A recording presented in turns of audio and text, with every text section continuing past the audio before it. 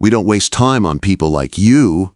The words thundered out of the doctor's mouth, sharp and merciless, echoing through the hospital ward. His fingers stabbed the air as if the elderly woman clutching her chest was nothing more than a nuisance. Nurses froze, patients turned their heads, and the sterile silence of the emergency room turned heavy with humiliation.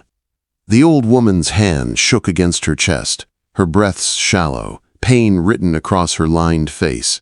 She whispered, almost pleading, "Please, I just need a doctor. My heart."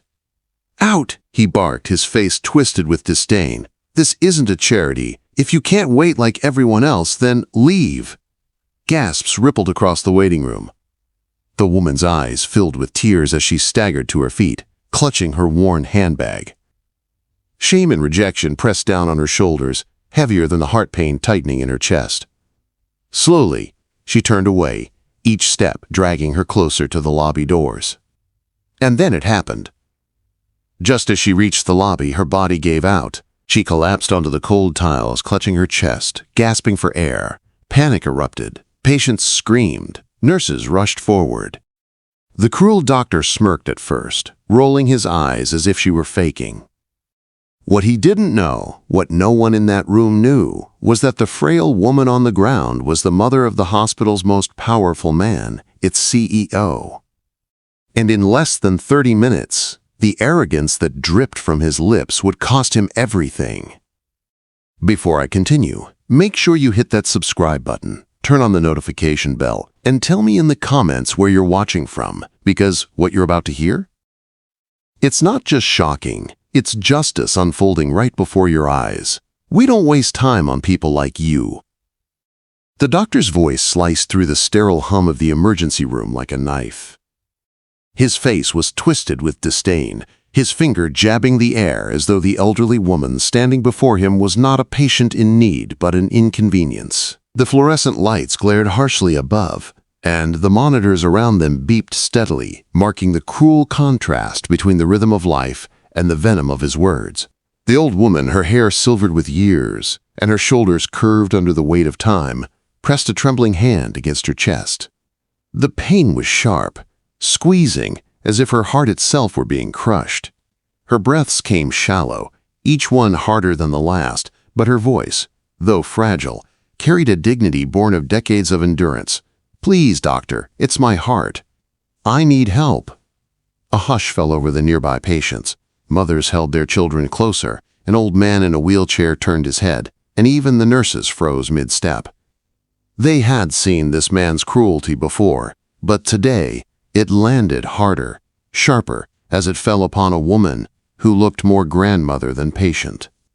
The doctor sneered, his white coat billowing as he turned slightly, waving her away like dust. "If you can't wait like the others, then you can leave. This isn't some charity where we bend rules for the weak. Next." Her knees buckled at the words, humiliation stinging worse than the pain in her chest.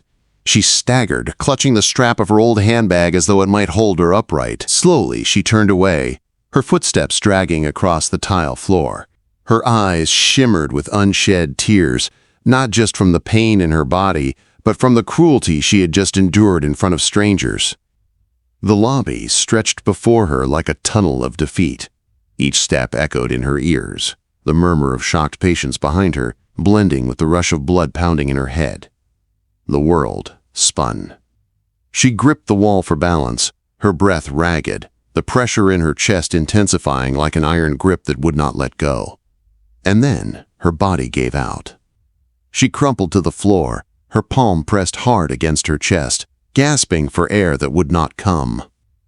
The sound of her fall rang out sharply, followed by shrieks and cries from the waiting room. A young woman ran forward, kneeling beside her, while others shouted for help. Nurses dashed from behind their desks, their shoes squealing against the polished tiles as they rushed toward the collapsed figure. For a heartbeat, the cruel doctor stood rooted, his eyes narrowing as if debating whether the collapse was real. He scoffed under his breath, muttering, "Pathetic," but the panic rising around him quickly drowned his arrogance. Patients were shouting now, pointing, calling him out. On the ground, the woman fought for each breath, her chest rising in shallow bursts.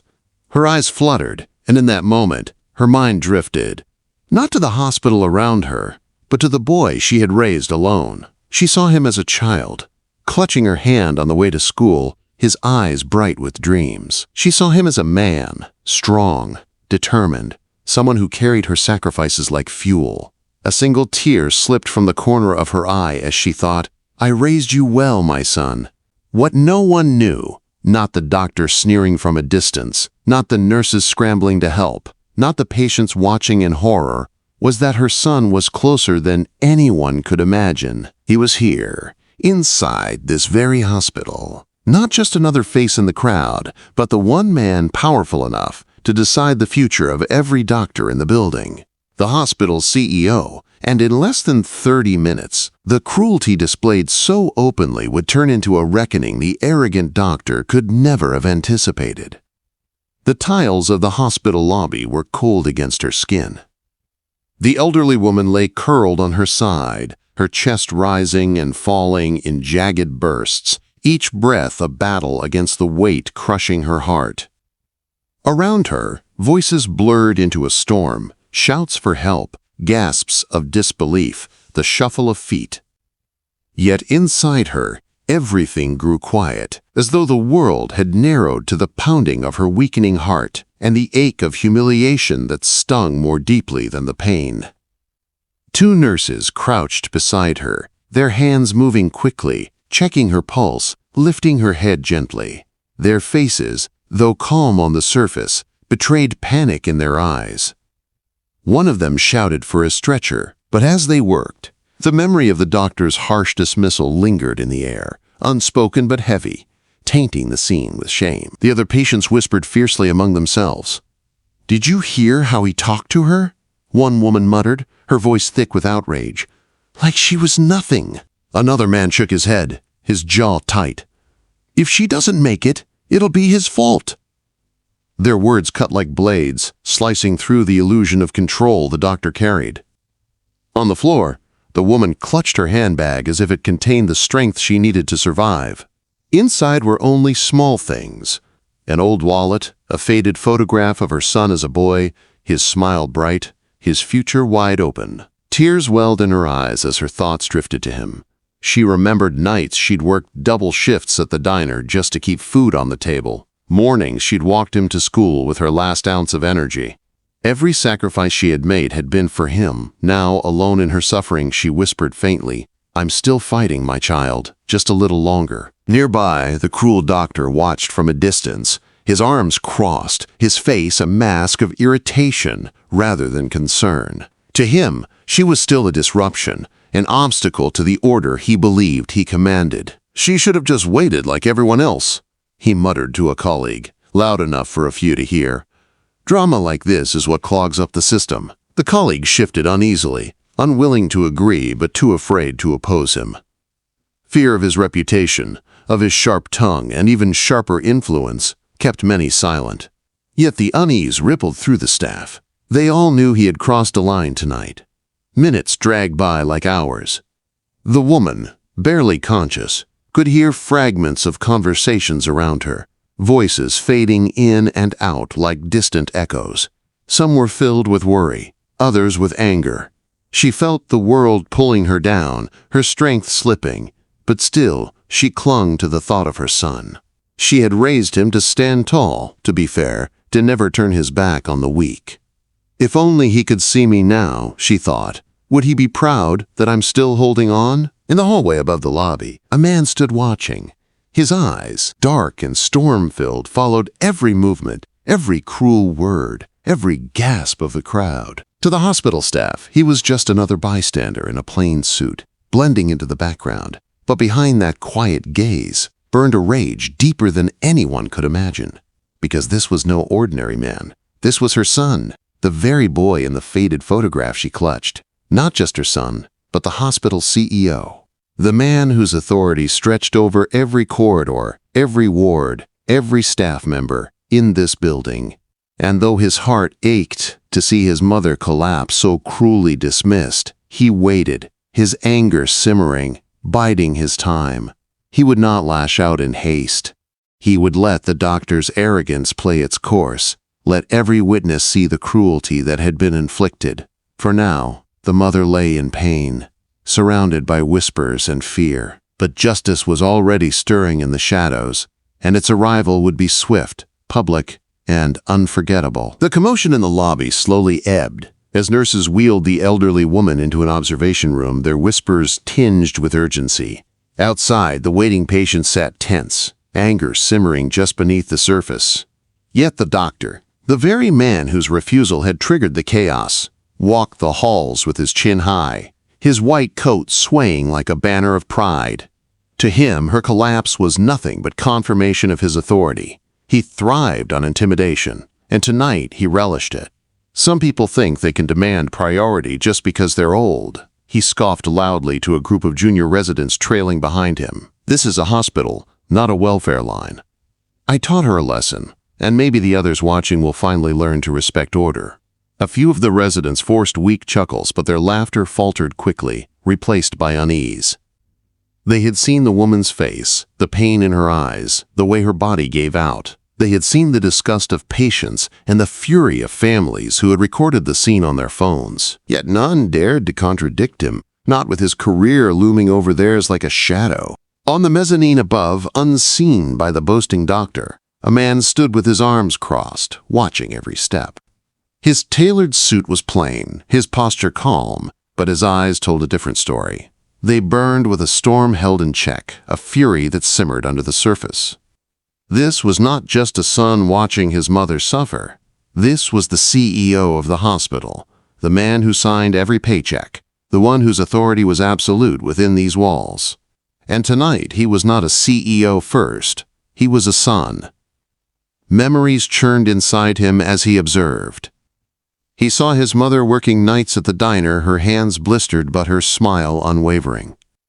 He remembered the mornings she packed his lunch with food she barely afforded, whispering encouragement before sending him off to school. He remembered the sacrifices, the clothes she patched, the hours she spent bent over in exhaustion so that he could have the education and opportunity she never did. And now, here she was, collapsed in the very institution he had built to represent compassion and care, treated as though she were worthless.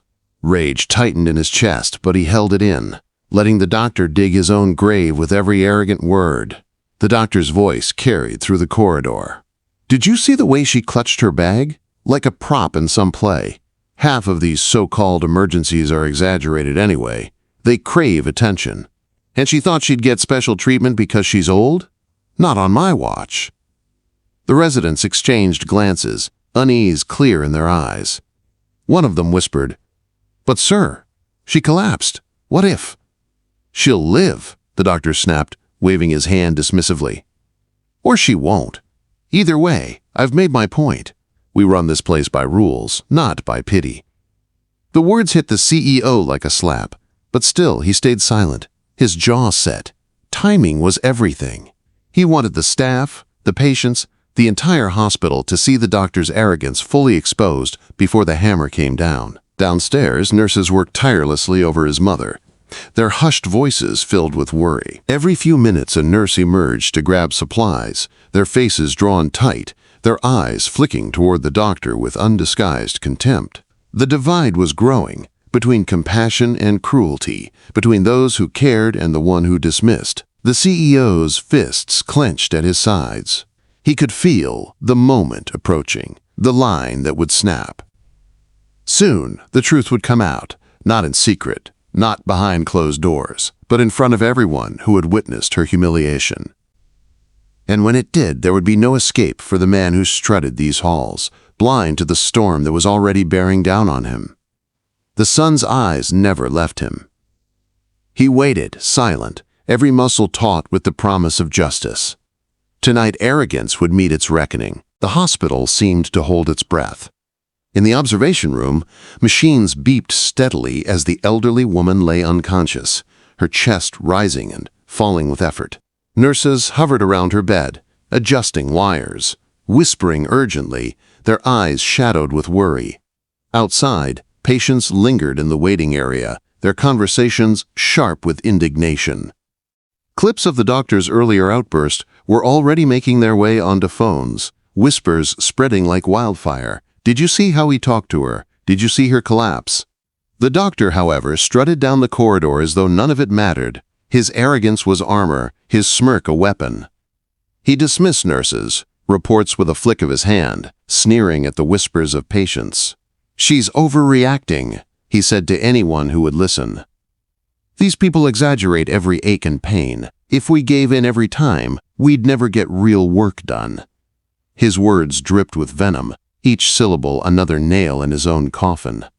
And then, the moment arrived. A nurse burst from the observation room, her voice loud enough to echo through the lobby. "She's crashing! We need a doctor now!" Panic spread like a wave, patients standing, staff rushing. The cruel doctor rolled his eyes, muttering under his breath. "Of course! Theatrics!" He adjusted his coat and sauntered forward, slower than urgency demanded. But before he could reach the door, a voice thundered across the lobby, strong and commanding, cutting through the chaos like lightning. "Enough!" The crowd turned, eyes searching for the source. From the mezzanine above, the man who had watched silently all evening descended the stairs with steady, deliberate steps. His presence shifted the air, pulling every gaze toward him. The simple suit he wore did nothing to dim the authority radiating from him. His jaw was set, his eyes aflame, his body moving with the certainty of someone used to being obeyed. The doctor frowned, annoyed. "And who exactly are you to interfere in my work?" His tone dripped with disdain, still blind to the storm unfolding before him. The man stopped in the center of the lobby. For a moment, silence reigned, broken only by the rapid beep of monitors from the room behind them. Then he spoke, his words deliberate, each one striking like a hammer. "That woman you mocked, that woman you refused to treat, that woman lying unconscious because of your arrogance is my mother." Gasps erupted. The nurses froze, their hands clutching charts to their chests. Patients whispered furiously, phones lifted higher, recording every second. The doctor's smirk faltered, confusion flashing across his face, followed quickly by disbelief. The man continued, his voice like fire.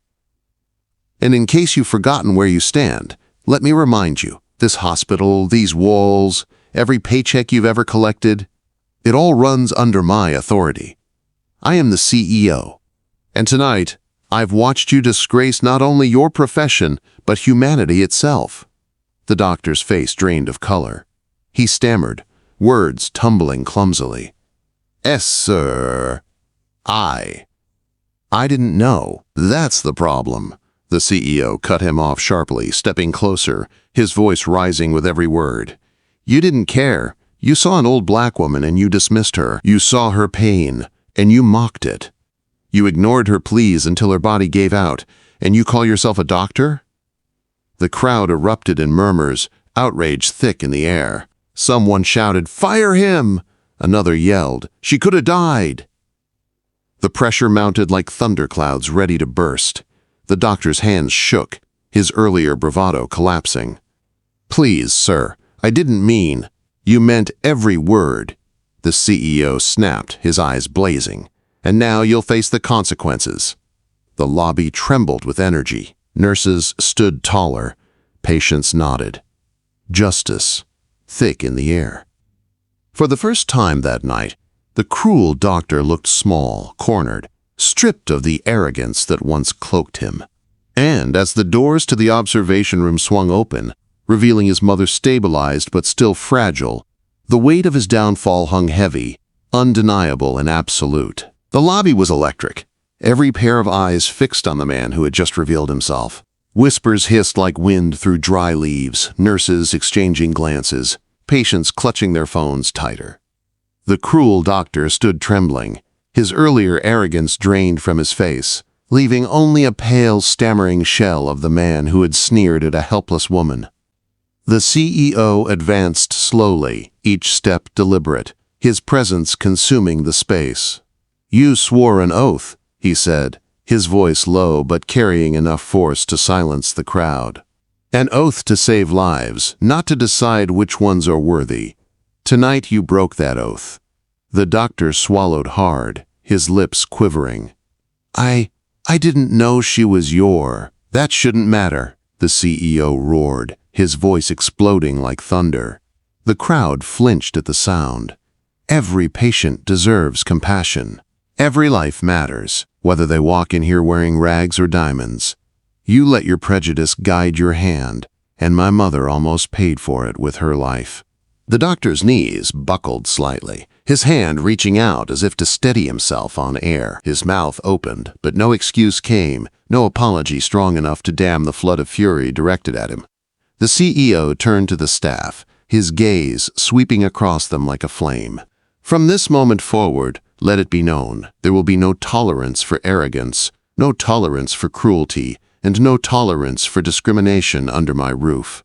His voice cracked like a whip, and the staff straightened, nodding, emboldened by his fire. Then he spun back to the doctor, his words sharp as glass. "Take off your badge. You are finished here." A collective gasp filled the room. The doctor froze, his face collapsing into disbelief. "Please, sir, don't do this. You did this to yourself," the CEO cut in, his tone final. "You humiliated a woman who trusted you with her life. You abandoned your duty in front of witnesses. You mocked pain you should have treated. You have no place in this hospital, or in medicine at all." Slowly, with trembling fingers, the doctor unclipped his badge. The metallic sound, as it fell into the CEO's hand, echoed louder than any monitor or alarm. The crowd erupted, not in cheers, but in murmurs of justice. Some clapped quietly, others sighed in relief.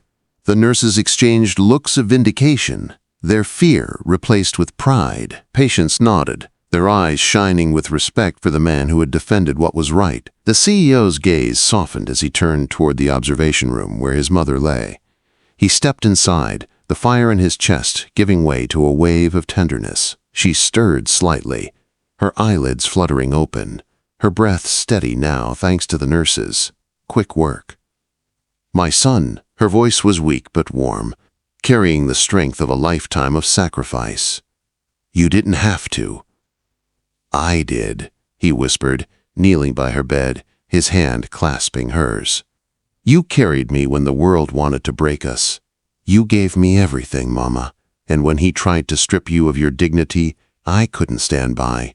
Not anymore." Tears slipped down her cheeks, her lips curving into the faintest smile. "I raised you well," she whispered. Outside the room, the whispers continued, but they no longer spoke of humiliation. They spoke of justice. The fall of the cruel doctor was already spreading beyond the hospital's walls, captured in shaky videos, posted and shared with captions that told the world what had happened here tonight. The man who had once strutted through corridors now stumbled out of them, his name stained, his career in ashes. But the mother, once left dejected and humiliated on the lobby floor, lay safe, her son by her side, her dignity restored in full view of the world. The reversal was complete. The arrogance that had nearly taken her life was silenced, and compassion, long denied, had prevailed. And as dawn broke through the hospital windows, its light fell not on the fallen doctor, but on the quiet strength of a mother and the fierce love of her son, a bond that had turned humiliation into justice and despair into victory. And so, the doctor who shouted, "We don't waste time on people like you," watched his career crumble in front of patients, nurses, and the very woman he had humiliated. What he thought was power turned into shame, and the hospital he ruled with arrogance stripped him bare in minutes. But the greatest twist of all? The woman he refused to treat was the mother of the man who signed his paychecks, the hospital's CEO. Justice was swift, public, and unforgettable. Now I'll ask you, if you were in the CEO's shoes, would you forgive the doctor after seeing your mother collapse? Or would you fire him on the spot just like this? Drop your answer in the comments below. I want to hear your thoughts. Before you leave, make sure you hit that subscribe button, turn on the notification bell, and share this video. Because stories like this don't just entertain. They remind us of the power of compassion and the cost of arrogance. The story may have ended for him, but for us, the next twist is just around the corner. Stay tuned.